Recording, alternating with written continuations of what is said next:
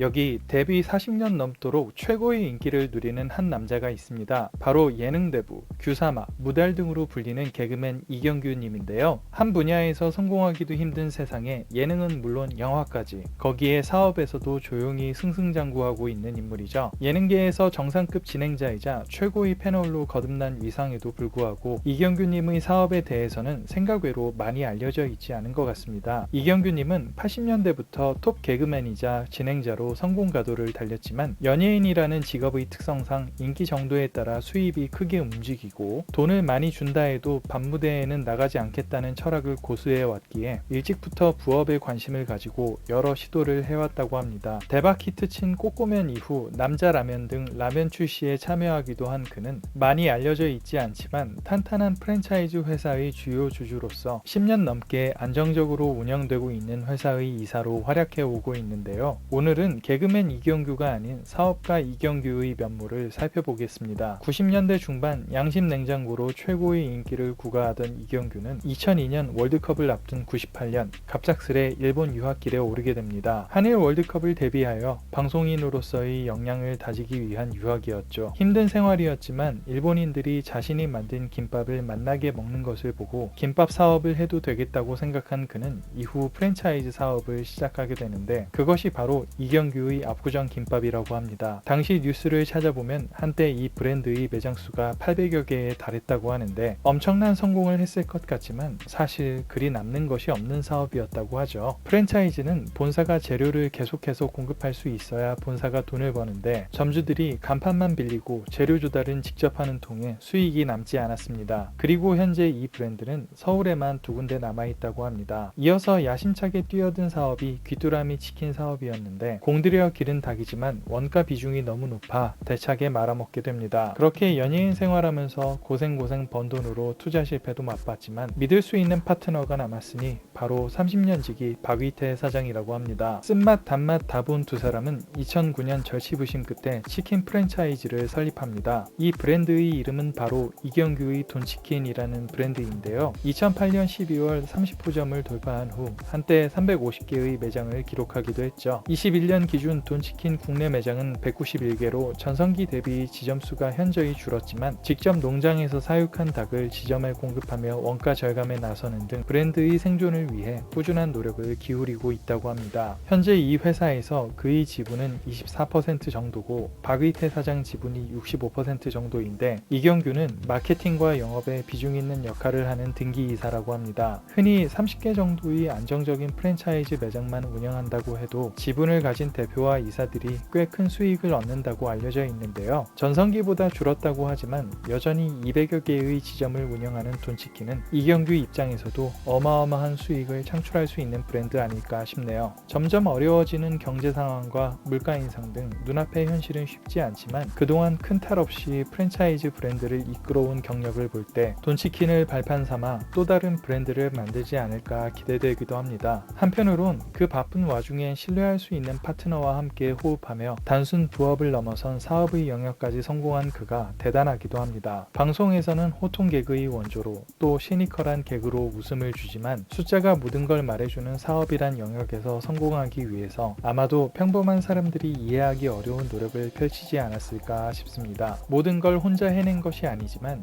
이경규가 역할을 제대로 하지 않았다면 이 모든 결과는 애초에 존재할 수도 없었겠죠. 앞으로도 이경규님이 예능 대부로서 시청자들에게 웃음을 주고 사업에서도 꾸준히 승승장구하길 빌어봅니다.